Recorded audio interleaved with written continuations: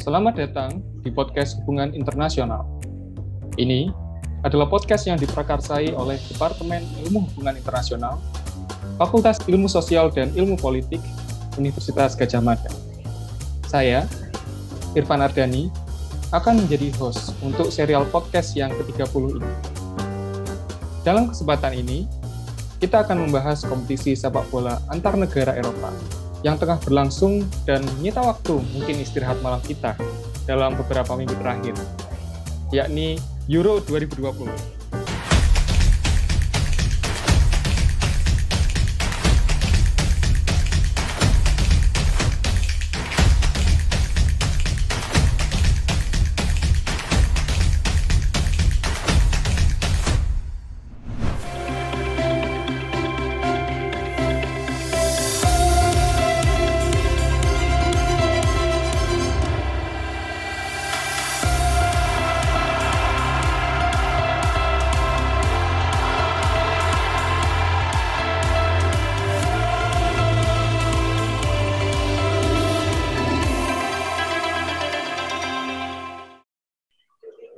Hari ini kita sudah kedatangan dua tamu spesial yang akan mengulas Euro 2020 dari sudut pandang yang mungkin tidak biasa.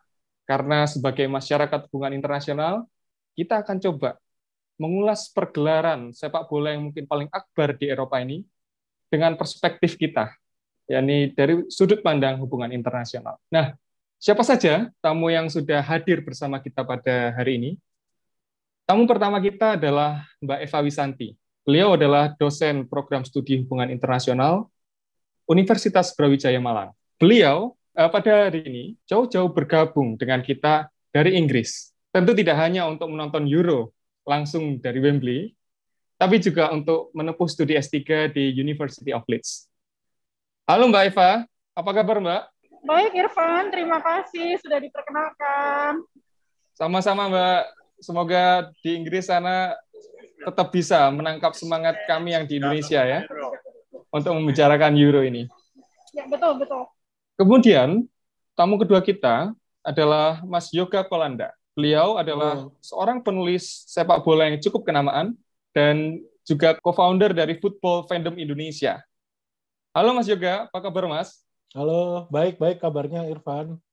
Sehat Terima Mas? kasih. Alhamdulillah sehat. Alhamdulillah. Terima kasih juga Mas sudah mau bergabung dengan podcast Hubungan Internasional pada hari ini.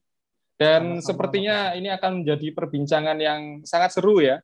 Karena Mas Yoga dan Mbak Eva ini dua alumnus Hubungan Internasional UGM yang menaruh perhatian yang cukup tinggi terhadap isu sepak bola internasional. Dan kami rasa pergelaran ini sangat sayang untuk dilewatkan kalau kita tidak membicarakannya bersama-sama. Untuk itu, saya ingin mengulik nih beberapa hal mengenai Euro 2020. Tapi mungkin sebelum kita sampai kepada pembicaraan yang lebih substansial dan lebih banyak menyinggung aspek-aspek politik hubungan internasional dari gelaran sepak bola ini, mungkin saya mulai dengan pertanyaan pemanasan dulu. Kira-kira apa jersey favorit dari Mas Yoga dan Mbak Eva pada gelaran Euro 2020 kali ini? Mungkin Mas Yoga dulu ya, monggo Mas. Sebenarnya ini sih, aku paling suka jersey yang menurut orang-orang jelek sebenarnya. Okay. Jersey Italia yang away, yang putih, yang bikinan Puma, itu kan jelek ya, kata orang-orang ya. Banyak yang bilang ya gitu Mas. Iya, aku suka karena itu kayak kaos main gitu loh. Jadi enak aja kita kalau pakai itu tuh nggak aneh keluar gitu. Kayak ngapain pakai jersey gitu kan. Kayak ya udah Puma Italia, Puma edisi Italia kayak gitu. Jadi kayak multifungsi lah menurutku. Oke. Jadi cukup enak kalau misalnya kita santai lagi mau ke Burjo pakai jersey Italia, nggak perlu dilihat orang dengan pandangan yang miring ya Mas ya. Ngapain habis futsal ya ini ya, nggak usah kayak gitu. Oke, sudah ada penggemar dari jersey Italia. Sekarang apakah jersey yang dipakai oleh Mbak Eva sekarang ini merupakan jersey favoritnya pada gelaran Euro 2020? Oh bukan Mas, ini saya beli karena lagi diskon. Sorry lagi. Di Sports Direct ya Pak ya? Betul, Sports Direct online gitu. Ya. Begitu saya beli, Orang pada mau just tip dong, tapi kan adanya terbatas. Ini kan ladies jersey. Gitu. Kemudian agak sulit. Yang paling saya sukai di Euro 2020 ini lebih ke Prancis sama Belgia sih. Kenapa kok Prancis dan Belgia? Ini kan dua-duanya dari vendor yang berbeda ya, dari apparel-nya berbeda. Satu Adidas, satu Nike dengan bahasa desain yang jelas berbeda. Ini kenapa Mbak kok sangat kontras sekali? Oke, kalau dari Belgia dulu ya, karena sejak Piala Dunia yang lalu mereka jadi sorotan juga. Itu karena komposisi jersinya yang menurut saya lumayan menjual. Mungkin itu good luck bagi mereka juga. Dan kemudian juga desainnya itu tidak jauh berbeda. Terus kemudian juga kalau Prancis, yang saya senangin ya karena dia stand out gitu. Walaupun ada tim yang pakai warna biru yang lain ya, seperti Italia dan juga yang lainnya. Jersey Prancis jadi karena eksklusivitasnya itu mungkin ya, dan dia juga nggak banyak ditiru oleh desainer yang lain. Jadi soal originalitas dan kekhasan dari Prancis itu ya Mbak ya? Iya, cuman kalau pandangan saya jersey itu dipakainya kandang lawan sih, jadi jersey itu harus intimidatif kalau dipakai ke kandang lawan gitu ya. Makanya Belgia itu kan cukup intimidatif. Memang kelihatannya bahasa desainnya tetap konsisten dari Piala Dunia 2018 dan juga Euro 2020 ini. Oke, kalau begitu kita mungkin bisa memulai atau setelah tadi kick off kita lempar bolanya ke belakang dan build up dari pemain bertahan ini. Pertanyaan pertama saya, gelaran Euro 2020 yang dilaksanakan pada bulan Juni hingga bulan Juli 2021 ini kan menandai 60 tahun kompetisi sepak bola antar bangsa di Eropa ini sudah berjalan. Nah, seakan-akan kalau misalnya kita melihat dari kacamata yang berbeda, kompetisi ini memiliki makna yang dalam bagi identitas keeropaan. Misalnya, kalau kita mencermati siapa saja peserta Euro 2020, kita akan mendapati bahwa negara-negaranya itu tidak semuanya anggota dari Uni Eropa. Misalnya, ada Turki, ada Rusia, yang mereka rupanya adalah anggota dari UEFA. Dan yang tidak kalah menarik adalah Inggris, yang baru-baru ini keluar dari Uni Eropa, dengan momentum Brexit waktu itu hadir di dalam kompetisi ini dan satu grup dengan Skotlandia, yang rakyatnya, kalau misalnya kita melihat dari sudut pandang dinamika politik di sana, itu ingin sekali bergabung atau tetap bergabung dengan Uni Eropa. Nah, nampaknya sepak bola menjadi satu medium yang melampaui persoalan-persoalan politik yang kita hadapi sehari-hari di negara-negara tersebut dan khususnya di Eropa. Kira-kira bagaimana Mbak Eva dan juga Mas Yoga memandang fenomena ini? Apa yang bisa kita refleksikan? Mungkin dari Mbak Eva dulu. Oke, identitas Eropa ya. Walaupun ini momennya tepat sekali karena begitu saya mulai kuliah di sini, terus saya menyaksikan Brexit. Nah, dari sini sebetulnya sentimen antara exit dan remain itu memang sangat tajam, tapi itu tidak mempengaruhi mobilitas dan fandom dan juga UEFA, karena itu dua hal yang berbeda sekali.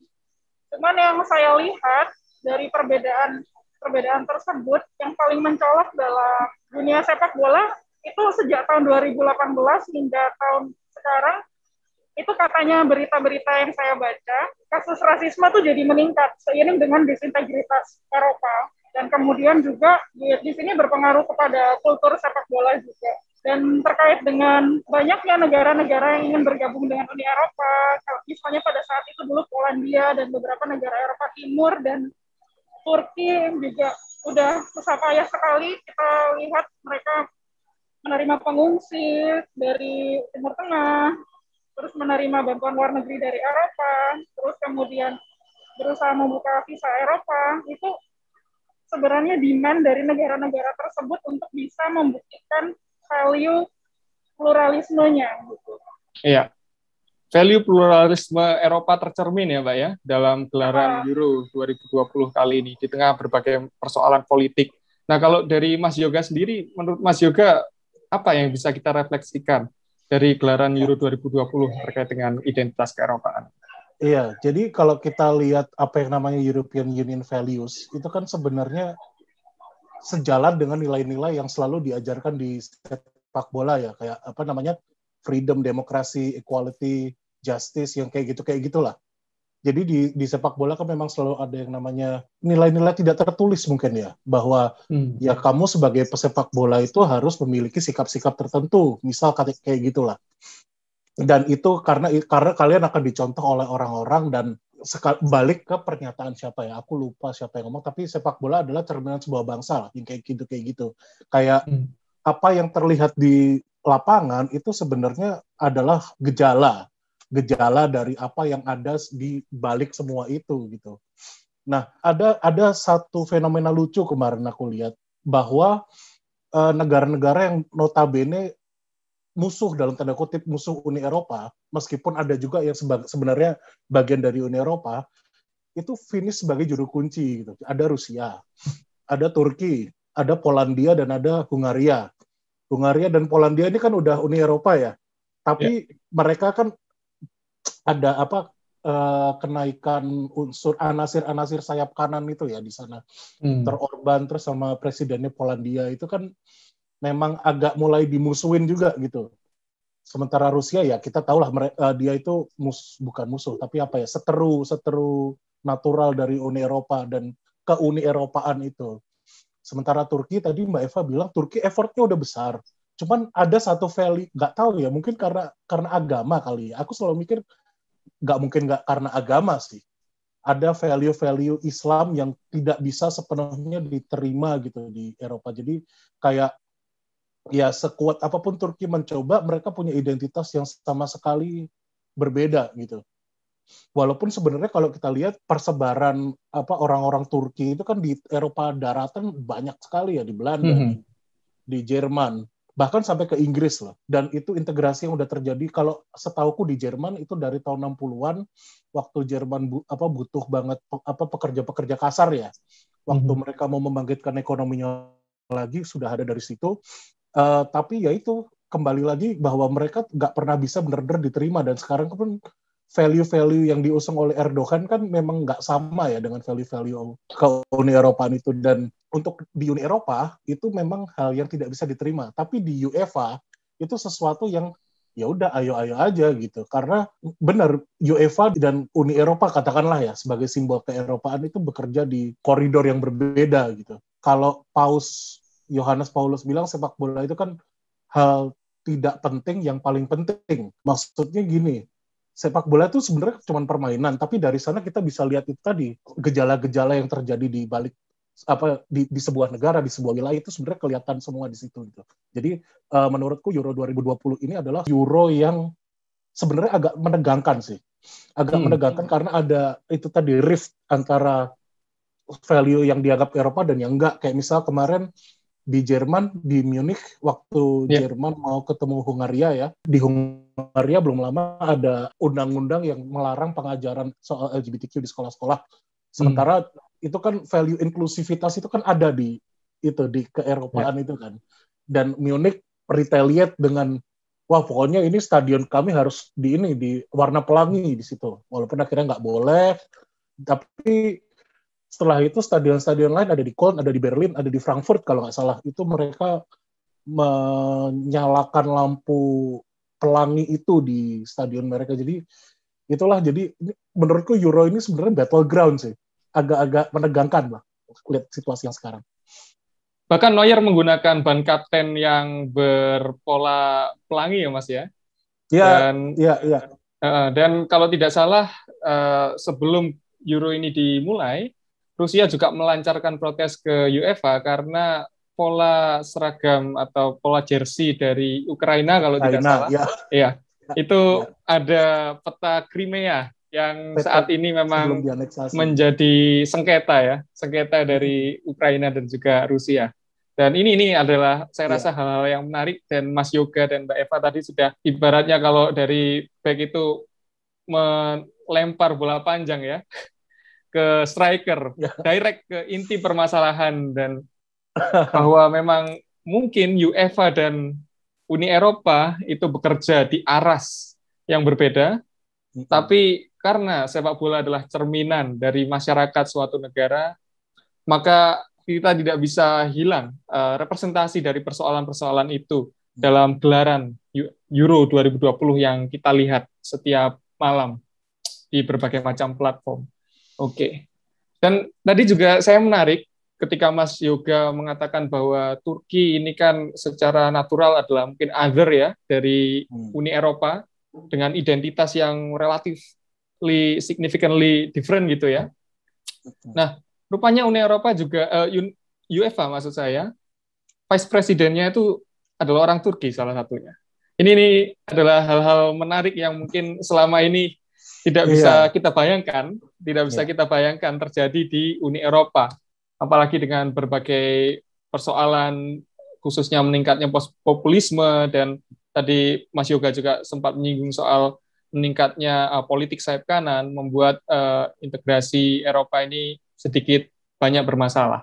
Nah, hal yang tidak kalah menarik, Mas, bagi penonton awam, seperti saya dan khususnya kawan saya, ini ada karib saya, suatu hari itu bertanya-tanya di grup. Kawan saya ini padahal seorang Juventini, Totok.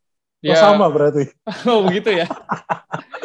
Karib saya ini Juventini Totok, dan dia menyampaikan kebingungan gitu terkait Euro 2020. Menurutnya ini Euro paling aneh sepanjang sejarah. Selain karena supporternya yang sedikit, mengingat adanya pandemi ya, kecuali di Hungaria kemarin ya. Nah, ini Euro 2020 juga diselenggarakan di tahun 2021. Jadi mungkin orang yang tidak jeli akan bingung, ini kok bisa seperti ini. Dan jumlah tim misalnya yang berhak lolos ke fase knockout gitu ya, itu juga tidak umum. Biasanya tidak seperti yang sekarang ini, apalagi ada tim dengan peringkat 3 terbaik yang semalam saya rasa salah satunya sudah harus angkat koper lebih dulu. Nah, sebetulnya apakah mungkin Mbak Eva atau Mas Yoga ya bisa menjelaskan gitu? Ini apa sih latar belakang yang membuat Euro tahun ini diselenggarakan di 11 negara yang berbeda gitu, 11 tuan rumah yang berbeda, biasanya terkonsentrasi di satu negara, tapi kali ini itu konsentrasinya disebar. Apakah ini ada hubungannya gitu dengan semangat inklusivitas yang berusaha dibawa oleh UEFA? Mengingat diikut sertakannya berbagai kota, mulai dari Glasgow hingga Baku gitu ya, sebagai tuan rumah dari gelaran Euro 2020. Mungkin ke Mas Yoga dulu sebelum nanti ke Mbak Eva gitu. Oke. Dengan pertanyaan. Seingatku ya, ide untuk menggelar Euro di 11 negara ini itu udah ada dari 2011 atau 12 gitu. Waktu masih ada Michel Platini di UEFA, yang mantan presiden UEFA itu. Ya itu karena sebenarnya ide awalnya adalah ini 60 tahun, maka kita harus bikin Euro yang berbeda, Euro yang spesial, Euro yang lain dari yang lain lah ya. Dan sebenarnya kalau kita lihat dari pemilihan kota, itu adalah kota-kota yang punya stadion dengan kapasitas sangat besar dan stadion berbintang 4, tingkat kategori paling tinggi, yang paling mewah, kapasitasnya juga paling besar, yang sebenarnya semuanya bisa digunakan untuk menggelar final Liga Champions. Itu parameternya sebenarnya di situ. Dan kebetulan memang kan ada sedikit pergerakan lah ya dari terutama aku lihat Azerbaijan sih. Ini mungkin dari awal 2010-an itu mulai menggunakan soft power mungkin ya, soft powernya untuk dan itu terwujud di sepak bola. Mereka pernah jadi sponsor Atletico Madrid. Mereka juga waktu itu, bukan cuma di sepak bola, tapi di olahraga. Ada juga mereka gelaran F1. Jadi memang ada upaya dari negara-negara itu untuk mengangkat derajat mereka gitu loh di percaturan politik internasional. Tapi salah satu caranya dengan sepak bola. Dan UEFA melihat itu. Maka dari itu, UEFA memutuskan buat menggunakan mereka. Ini kan kalau kita lihat, stadion-stadion yang dipakai itu kan ada yang tradisional sekali, misal Hampden Park atau Wembley atau Olimpico Roma. Terus ada juga stadion-stadion yang modern, contohnya yang di Baku itu Stadion Olimpiade Baku. terus stadion Ferenc Puskás Arena di Budapest yang kayak gitu. Jadi memang UEFA pengen kekuatan dalam tanda kutip kekuatan lama dan kekuatan baru itu digabungkan jadi satu dan ayo kita maju bersama-sama. Perkara apakah ini mengurangi mereka soal biaya? Pasti sangat-sangat mengurangi soal biaya, dan penggunaan tuan rumah bersama ini kan bukan hal baru ya. Indonesia kan pernah waktu itu ya Piala Asia 2007. Piala Asia 2007. Pernah melakukan itu karena ya ngirit aja kan sebenarnya, mahal memang. Banyak white elephant itu ya, stadion-stadion yang bagus banget dibangun tapi akhirnya nggak kepake, itu kan juga pemborosan. Oke, Mas Yoga, mungkin kita berhenti di sana soal white elephant. Ini adalah fenomena yang menarik dalam kajian mengenai olahraga mungkin ya pada umumnya dengan politik dalam beberapa tahun terakhir. Kita misalnya melihat banyak kajian bahwa rupanya di Yunani, kemudian di Brazil, berbagai macam infrastruktur olahraga, khususnya stadion gitu ya, yang digunakan untuk menggelar multi-event atau mega sport event. Setelah event tersebut berakhir, kemudian ini mangkrak begitu saja. Perawatannya tidak cukup baik, mengingat biaya perawatan yang sangat tinggi gitu ya.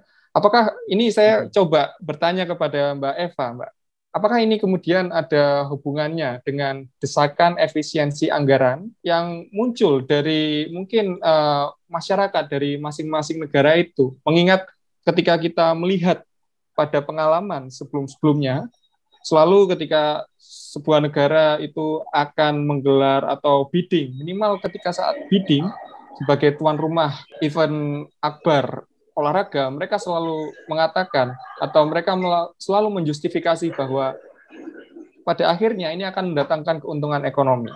Tapi kemudian fakta berkata lain, apakah ini ada hubungannya dengan hal itu, Mbak Eva? Apakah ada desakan-desakan di antara masyarakat supaya sebaiknya negara-negara ini lebih efisien dalam menggunakan anggaran, khususnya ketika berencana atau ikut serta sebagai tuan rumah event akbar olahraga, khususnya sepak bola?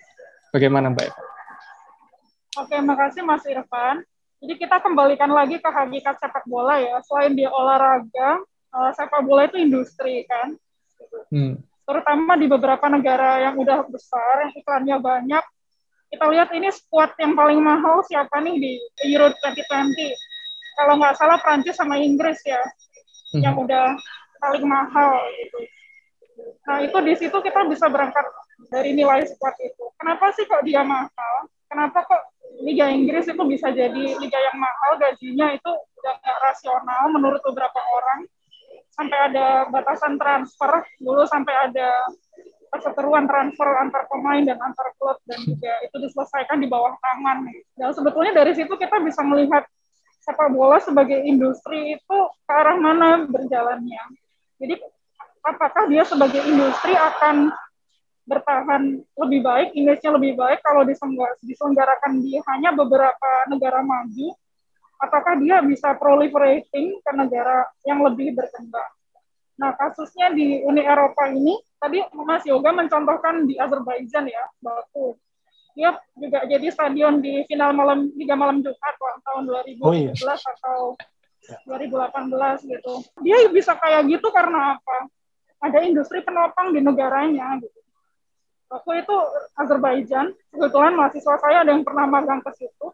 Ya, dia jadi raja minyak gitu. Dia mau jadi Singapurnya negara Asia Tengah dan Middle East dan juga ke Eropa. Jadi dia tuh sebagai hub.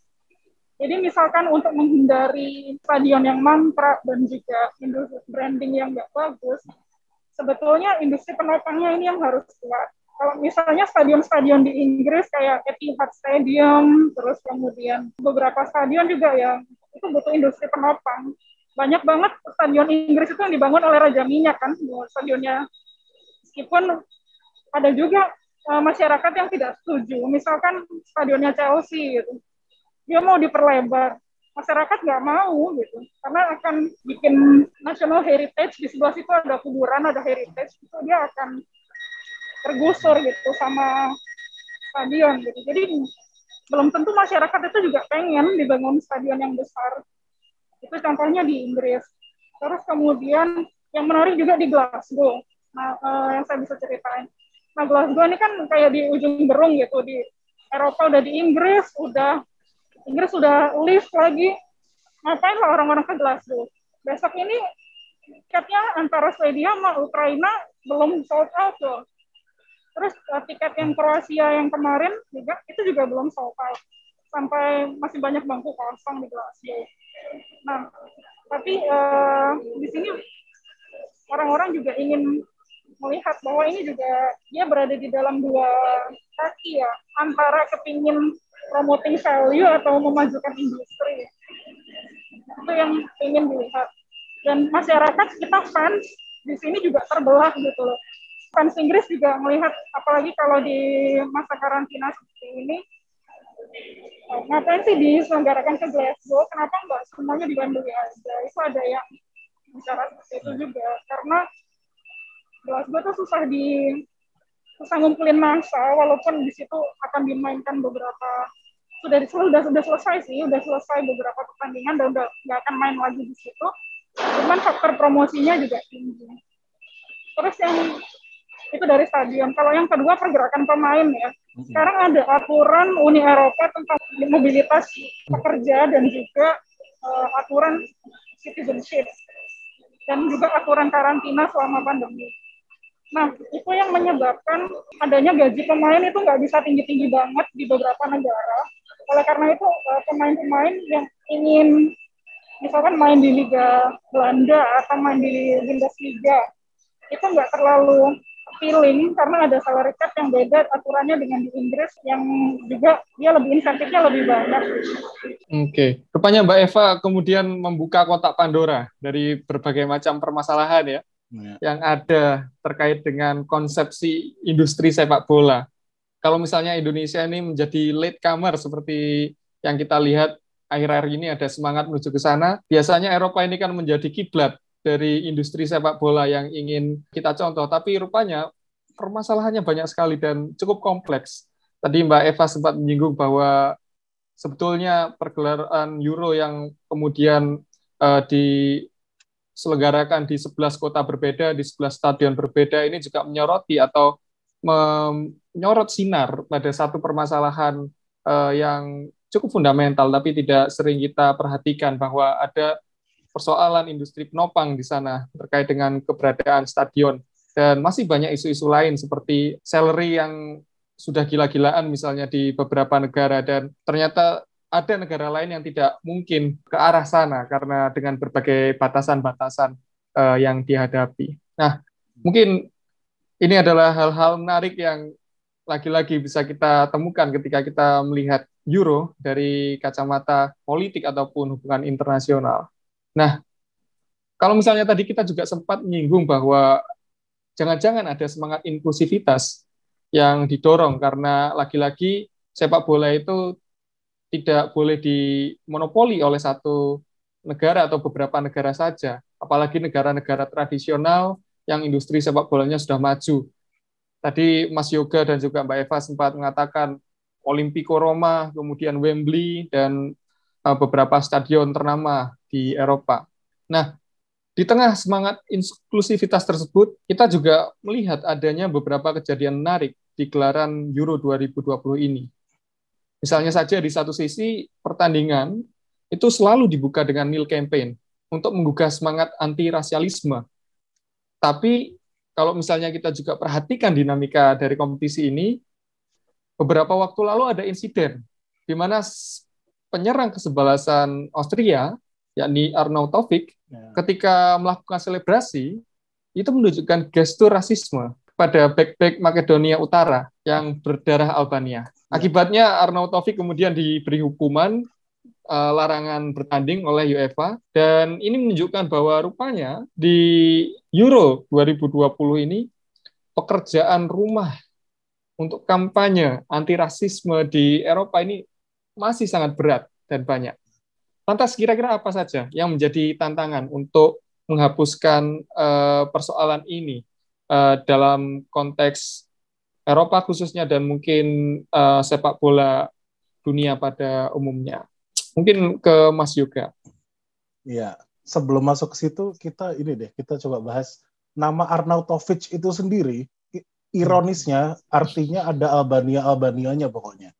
Jadi dengan dia mengejek Albania itu sebenarnya dia mengejek dirinya sendiri gitu lah. Tapi kalau kita lihat ya soal perkara Balkan ini kan memang beberapa kali ya, nggak cuma di Piala Eropa tapi juga di Piala Dunia gitu. Waktu 2018 ada kasus Serdan Shaqiri dan Granit Xhaka yang ada elang Albanianya itu, terus sepatu juga ada logo Albania gitu-gitulah. Terus kita ingat dulu waktu kualifikasi Euro 2016 ada drone yang diterbangkan dengan tulisan autochtonos, itu bahasa Albania yang artinya indigenous. Perkara-perkara identitas kayak gitu tuh memang di Eropa kan hal yang bisa dibilang lazim ya. Lazim, jamak, dan hampir selalu ada gitu. Apalagi di sepak bola di mana ya itu balik lagi ke mungkin psikologi massa kali ya. Dengan massa yang banyak dan mereka membawa nama negara, jadi apapun itu akhirnya bisa keluar, anything goes lah. Itu soal identitas internal mereka ya. Kalau yang soal rasialisme, kalau ditanya seperti apa solusinya, jujur, aku nggak bisa jawab. Karena kalau aku bisa jawab, udah nggak ada rasisme lagi gitu loh. Yang dilakukan para pesepak bola dengan berlutut, itu aja masih susah dipahami gitu loh. Orang-orang bilang bahwa kan sama sebenarnya di Inggris misalnya ya, yang supporternya menolak aksi berlutut para pemain, mereka di-boo itu kan dari kayak gitu memberi pengertian aja susah gitu loh, bahwa Black Lives Matter karena selama ini Black Lives tidak dianggap matter gitu loh.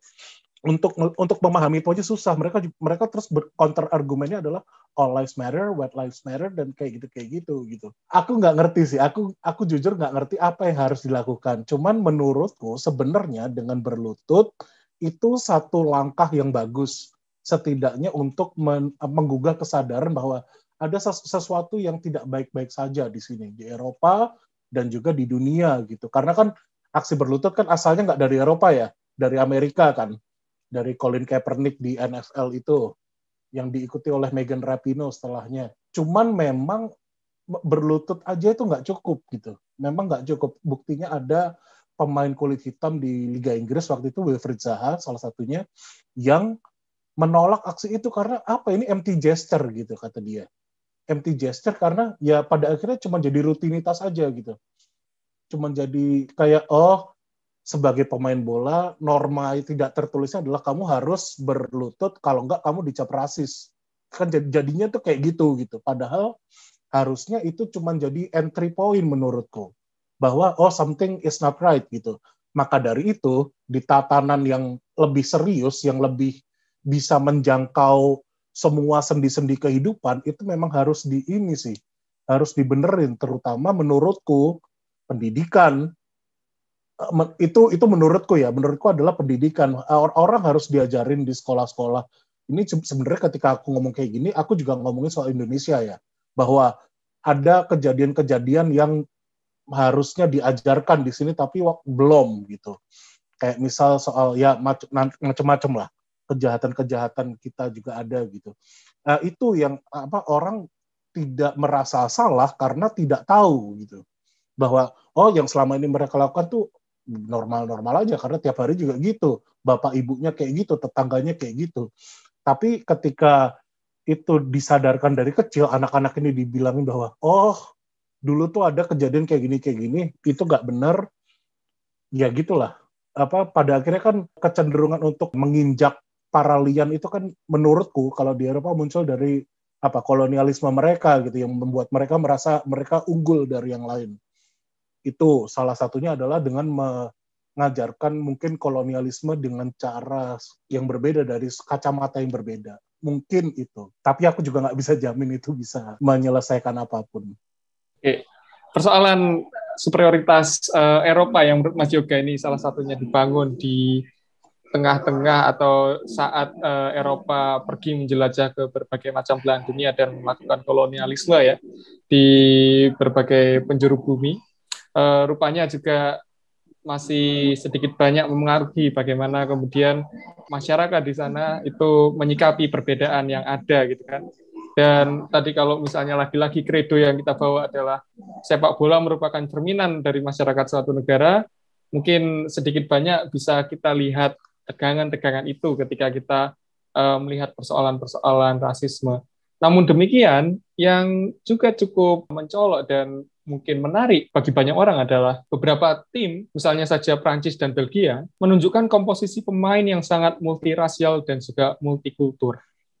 Nah, di tengah ketegangan identitas yang terus berlangsung di antara banyak negara di Eropa, apakah kemudian multikulturalisme dan juga multirasialisme yang terefleksikan atau terrepresentasikan dalam komposisi pemain itu juga menunjukkan keinginan untuk mendorong inklusi sosial di tengah-tengah masyarakat Eropa? Dan apakah perjalanan tim-tim yang multirasial dan multikultur ini cukup memiliki pengaruh ya, atau cukup menjadi diskursus terhadap penggalangan semangat multikulturalisme di Eropa?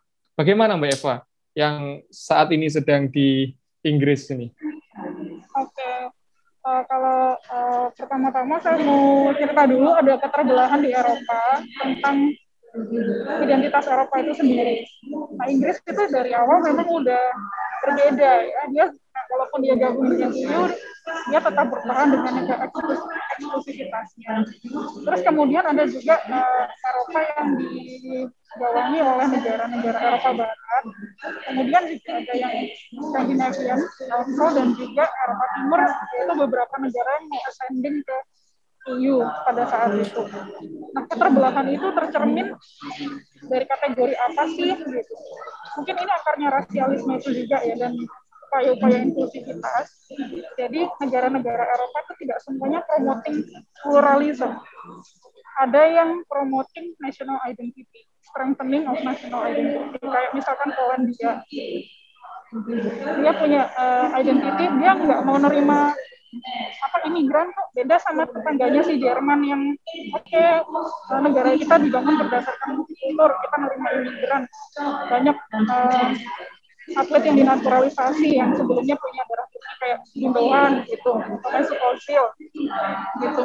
Karena dia percaya multikulturalisme itu bisa membentuk identitas negara yang lebih bagus. Negara tetangganya coba Polandia, dia selalu mengklaim bahwa dia bukan negara yang terlibat perang, maka dia nggak mau menerima pengungsi, maka dia nggak mau multikulturalisme gitu. Itu tercermin dari komposisi pemain-pemainnya gitu. Nah, sama juga dengan Austria sih, Arnautovic itu juga kasus seperti itu.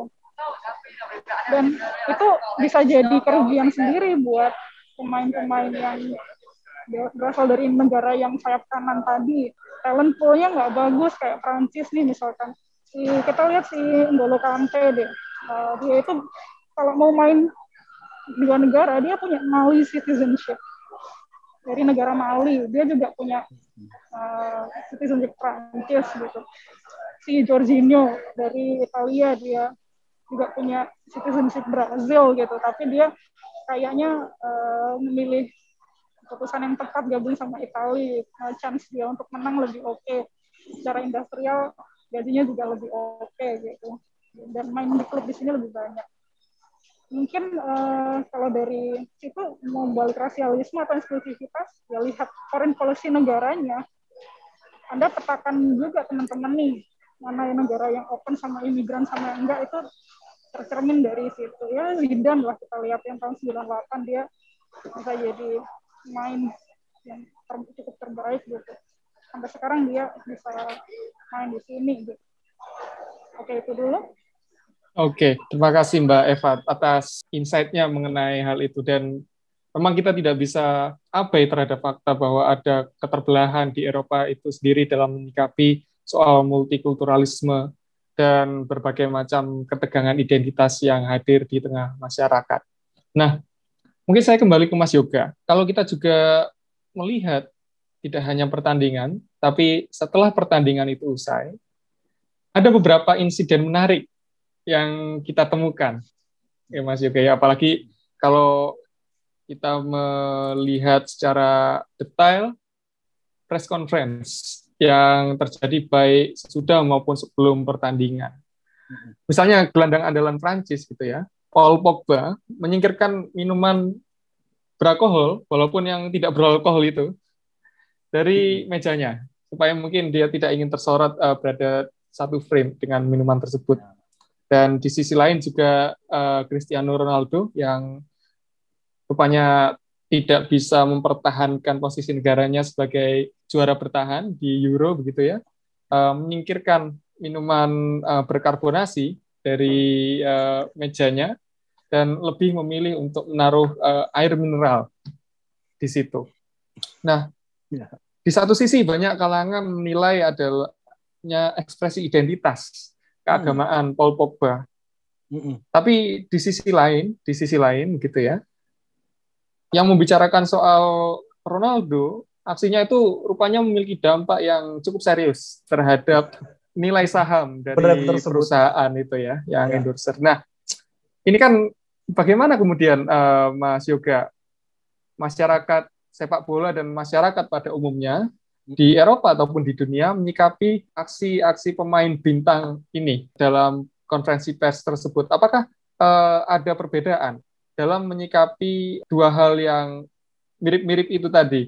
Ketika Ronaldo kemudian menyingkirkan Coca-Cola, ada perubahan nilai saham, dan kemudian ada orang mengatakan ini ekspresi identitas keagamaan dari Paul Pogba dengan menyingkirkan minuman yang dianggap beralkohol itu. Apakah kemudian ada penerimaan yang sama ataupun berbeda di kalangan masyarakat, dan kira-kira apa makna dari hal tersebut, Mas? Oke. Sebenarnya kalau penerimaan kita bilang sama-sama positif ya. Maksudnya gini, orang tindakan Ronaldo itu dianggap sebagai wujud, wah gila, dia orang profesional. Ini orang yang nggak mau tubuhnya terrusak oleh zat-zat yang ada dalam Coca-Cola gitu. Dia pilih air putih, itu dihargai. Begitu juga dengan Paul Pogba. Oh, Paul Pogba ini dia jago, dia terkenal, tapi dia masih setia dengan ajaran agamanya. Itu juga dianggap sebagai tindakan positif. Bedanya mungkin karena tindakan Ronaldo itu kan lebih enteng ya, maksudku lebih ke nggak ada hubungannya sama agama atau kepercayaan tertentu ya. Bisa dijadikan bercandaan, makanya dari situ. Kayak misalnya pelatih Soviet, pelatih Rusia, aku lupa namanya, sorry, pokoknya itu aku melihat dia itu sangat menyukai Coca-Cola. Terus aku mikir, wah ini orang, ini kembali ke identitas seseorang ya. Ini orang pasti tumbuh besar di era Soviet, nggak ada Coca-Cola ini. Terus dia dengan bangganya menunjukkan itu gitu. Terus juga siapa pemain Ukraina, Andriy Yarmolenko, yang malah undang, sini endorse aku aja gitu. Tapi itu kan responsnya untuk Ronaldo ya. Untuk Ronaldo yang kalau urusan brand itu urusan dalam tanda kutip remeh-temeh lah ya, yang nggak akan menyinggung siapapun kecuali Coca-Cola sendiri. Yang tadi pagi nge-tweet pokoknya mereka nge-tweet dengan bahagia itu kan, dengan senyum itu, dengan emot senyum itu. Iya, jadi kayak itu kan hal yang lucu. Cuma, dan itu lucu dan positif. Tapi yang Paul Pogba itu kan memang pada akhirnya ada kebijakan dari si sponsor Heineken kalau nggak salah ya, dari sponsor bir itu untuk tidak menampilkan produk mereka jika ada man of the match yang beragama Islam.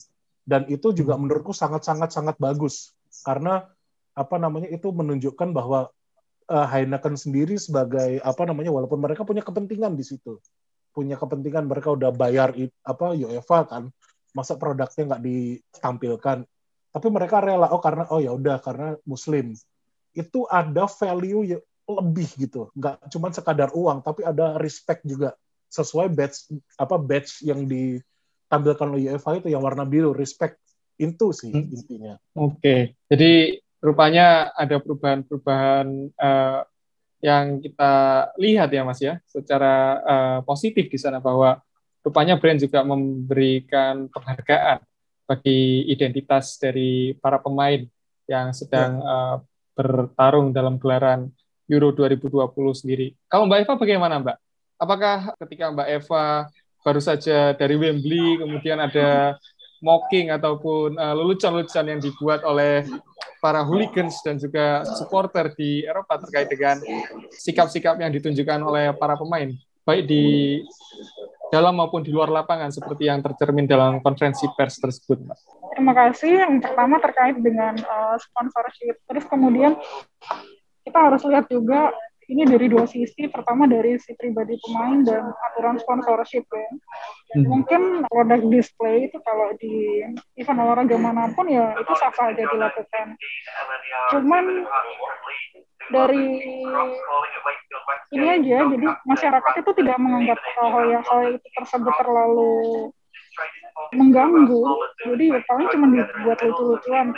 Dan terkait dengan kasus Pogba, itu kan misalkan mengganggu value Pogba sebagai seorang Muslim, itu juga menjadi komentar dari warga sini gitu. Selama ini ada perusahaan bet judi ataupun bir yang juga ikut mensponsori dan itu bahkan dituliskan di jersey-nya pemain, dan walaupun terlepas dari identitas pemain apapun dia harus memakainya.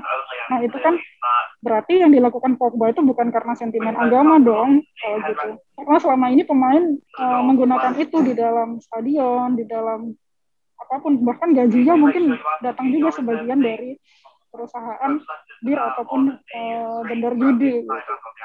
Jadi mungkin di sini tidak memandang Pogba sebagai orang yang punya sentimen agama, dia cuma nggak suka aja ada itu gitu. Hanya sekedar dislike gitu.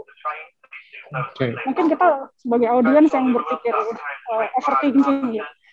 Sedangkan kalau Ronaldo ya memang ini bukan pertama kali dia begitu, toh karena waktu kemarin itu juga waktu dia kena COVID dia juga marah-marah sendiri gitu. Ini perawatannya timnya nggak maksimal atau kemudian aturan imigrasi nggak jelas lah atau kedokteran nggak jelas. Memang itu trait-nya dia Ronaldo, jadi nggak dibawa ke arah yang lebih sentimental gitu. Oke. Mungkin kita yang terlalu overthinking ya, menginterpretasi tindakan pemain itu. Terima kasih Mbak Eva. Nah, tapi itu bisa jadi personal branding loh, ya kan? Nah, itu setuju Mas itu. Ya kan?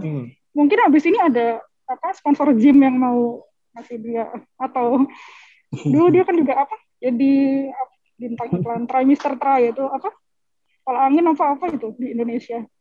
Extra Joss. Kalau Ronaldo Extra Joss. Iya. Itu waktu setelah tsunami ya Mas ya? Setelah tsunami 2004. Ya kan, ya jadi berarti ya dia nggak masalah. Padahal harusnya kalau dia konsisten dengan kesehatan ya dia nggak minum Extra Joss juga gitu. Betul. Tidak minum Extra Joss tapi jadi bintang iklan Shopee Mbak.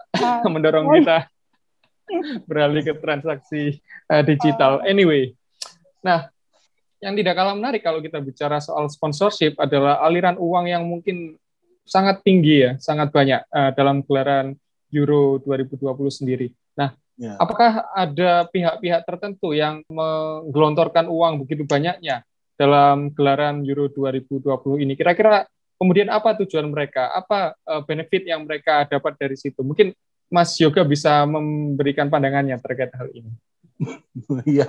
Iya, soal sponsorship ini kita bisa melihat ini ya sebenarnya beberapa kepentingan kalau kita lihat adboard di stadion gitu. Kayak misalnya, kita kembali ke Rainbow tadi dulu pertama.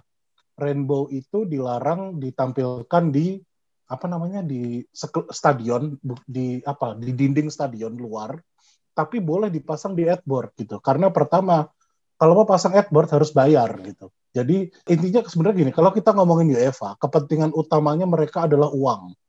Ini UEFA ya. Apapun sebenarnya kebijakan mereka untuk apapun lah, untuk menggelar kompetisi apa, menambah jumlah peserta, semuanya demi uang. Ini kalau kita bicara UEFA. Maka dari itu mereka sebenarnya tidak terlalu memfilter dari mana uang mereka berasal gitu. Yang paling kentara kalau di sepak bola Eropa ini sebenarnya adalah Gazprom ya, kalau kita ngomongin sponsorship, karena Gazprom ini sponsor Liga Champions yang notabene kompetisi tahunan terbesar di dunia lah ya, kompetisi sepak bola tahunan terbesar di dunia Gazprom. Di situ yang sangat-sangat jelas pastinya adalah kepentingan dari pemilik Gazprom itu ya, Rusia. Gazprom kan BUMN ya. Nah, kalau kita lihat pergerakan Gazprom itu sebenarnya di sepak bola khususnya, mereka tuh mulai sekitar 2007 dengan bantuan ini mantan kanselir Jerman Gerhard Schröder. Jadi waktu itu mereka itu pertama masuk ke tim Schalke di Jerman. Itu yang menghubungkan mereka adalah si Gerhard Schröder ini. Uniknya adalah Gerhard Schröder ini sebenarnya fans Borussia Dortmund yang notabene rival dari Schalke. Habis itu mereka lanjut gitu, si Gazprom ini mereka menyelamatkan klub Serbia Red Star Belgrade dari kebangkrutan. Itu juga Gazprom. Terus tapi yang paling prominent memang di Champions League, di Liga Champions ini. Dan harus diakui duitnya UEFA memang sangat banyak dari situ, plus juga sebenarnya uang-uang dari Timur Tengah sebenarnya. Nah, itulah mengapa aku sebenarnya kemarin agak mikir, UEFA kenapa sih sensitif banget sama yang namanya rainbow, padahal mereka sendiri udah punya kampanye rainbow. Dan kupikir memang harus ada ada kepentingan-kepentingan di balik layar yang harus mereka akomodir gitu. Dan kemudian kalau kita ngomongin sponsor Euro ini juga kita lihat vaksin dari Cina. Sinovac kalau nggak salah. Itu mereka pasang adboard juga. Terutama adboard-nya dipasang di Hungaria, di Ferencváros Arena. Itu kan ada kerjasama tersendiri antara pemerintah Hungaria sama Cina untuk vaksinnya orang-orang Hungaria kebanyakan dari pakai Sinovac gitu. Dan ya itu, dari situ kita bisa lihat sebenarnya soft power itu mulai kelihatan gitu loh. Oh, kami bisa loh tampil di panggung sebesar ini gitu. Dan kupikir di setiap event olahraga itu pasti bakal ada kejadian kayak gini. Nggak cuman Euro gitu. Nanti di Olimpiade kalau jadi ya, pasti juga bakal kayak gitu. Jadi menurutku ini sebenarnya hal yang kalau kita lihat dari sudut pandang olahraga bagus. Namanya dapat duit ya. Namanya dapat duit, kita bisa ya gitulah mengembangkan macam-macam. Tapi kan ada hal-hal yang sebenarnya nggak layak gitu untuk masuk ke sepak bola yang notabene sebenarnya mengusung unsur-unsur freedom, justice, ya gitu-gitulah. Yang baik-baik itu loh. Ada kepentingan-kepentingan yang sebenarnya tidak baik. Ya, kalau kita pakai standar Eropa ya, kepentingan yang tidak baik, tapi dipaksakan masuk karena ada duit gitu loh. Intinya kayak gitu. Dan ini kan kalau kita lihat di sepak bola sangat-sangat jamak, terutama kalau kita lihat Paris Saint-Germain, terus Manchester City, yang kita lihat duit dari Timur Tengah ini masuk, dan pada akhirnya kita sampai pada satu konsep namanya sports washing gitu. Yang intinya mereka mengeluarkan duit sebanyak-banyaknya demi nama baik negara gitu.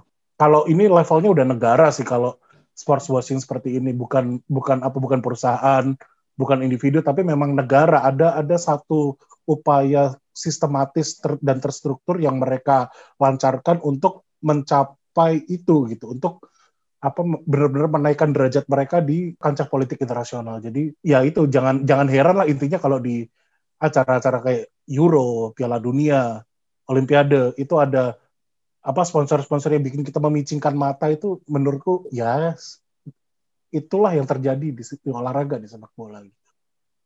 Oke, ini kita dapat satu konsep baru lagi dari Mas Yoga mengenai sports washing, di mana negara-negara berusaha memanfaatkan gelaran-gelaran akbar olahraga dan sepak bola khususnya untuk meningkatkan soft power-nya dan mencapai tujuan-tujuan politiknya.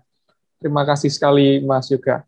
Saya rasa kita berada pada penghujung diskusi kita pada kesempatan ini tentang Euro 2020. Kalau kita kembali ke kompetisinya, tidak terlalu overthinking mengenai aspek dan dinamika politik hubungan internasional yang ada di dalam kompetisi ini, saya ingin tanya nih, kira-kira bagaimana prediksi dari Mbak Eva dan juga Mas Yoga, siapa yang akan menjadi kampiun, siapa yang akan menjadi juara dari gelaran Euro 2020 ini? Mungkin ke Mbak Eva dulu. Apakah mungkin nanti akan ada kejutan-kejutan yang diprediksi oleh Mbak Eva? Karena saya kemarin baru nonton film Summer of 92, ya. Siapa tahu ada kejutan muncul lagi, mengingat tren yang cukup baik dimiliki oleh Denmark dalam beberapa pertandingan terakhir, atau tim-tim quote-unquote yang tradisional, yang merajai sepak bola Eropa, yang tetap akan menjadi kampiun dari gelaran tahun ini.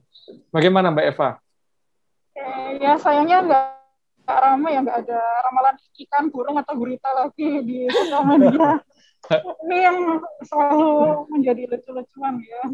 Kalau saya melihat secara objektif ya, saya sih pengennya tim yang saya dukung Jerman ya menjadi juara gitu. Cuman kayaknya lihat di babak grup itu cukup kepayahan juga. Mungkin bukan karena grupnya neraka doang, tapi memang karena dia mungkin ada beberapa positioning yang nggak oke gitu. Oke. Saya harap Mbak Eva tidak berkecil hati ya, karena Der Panzer ini kan tim yang lambat panas. Siapa tahu nanti semakin hari semakin bersama, timnya malah permainannya semakin atraktif lagi dan bisa sampai ke pertandingan puncak. Kalau Mas Yoga sendiri, bagaimana Mas prediksinya terkait dengan Euro 2020 ini? Hati berkata Italia, otak berkata Belgia. Aku menjagokan Belgia dan Jerman ketemu di final. Kenapa kok Italia hanya masuk di hati tapi tidak sampai ke otak, Mas? Ya sebenarnya karena ketiadaan pemain bintang lah sebenarnya. Italia belum punya pemain yang bisa mengubah keadaan di saat-saat tersulit. Itu sih. Sebenarnya mungkin ada kemarin Federico Chiesa ya, cuman efektivitas dia sebagai super sub sebesar apa itu aku belum terlalu yakin lah. Nah, makanya aku nanti kan kalau ini Italia ketemu sama Belgia kan, kayaknya kalah deh. Kayaknya kalah sama Belgia. Tapi nanti Belgia sampai final ketemu Jerman. Dan itu aku nggak berani prediksi. Jadi sama-sama ya, Belgia akan menjadi salah satu. Kita tidak bisa lagi menyebut Belgia kuda hitam, karena Belgia adalah peraih posisi ketiga dalam Piala Dunia 2018 ya. Terlebih banyak pemain bintang yang ada di sana dan game-changing player seperti seorang Kevin De Bruyne dan juga Romelu Lukaku, yang dua-duanya adalah pemain yang baru saja meraih gelar juara di kompetisi di masing-masing tim dan negara. Nah, tapi saya juga menemukan hal yang menarik bahwa pemain bertahan dari Belgia, Vermaelen ya, merupakan pemain dari Vissel Kobe, bermain bersama Andres Iniesta di sana. Tidak lagi bermain di Liga Top Eropa, tapi masih menunjukkan performa yang luar biasa dalam pertandingan semalam saat menghempaskan Portugal. Baik, saya rasa ini adalah akhir dari podcast Hubungan Internasional seri ke-30.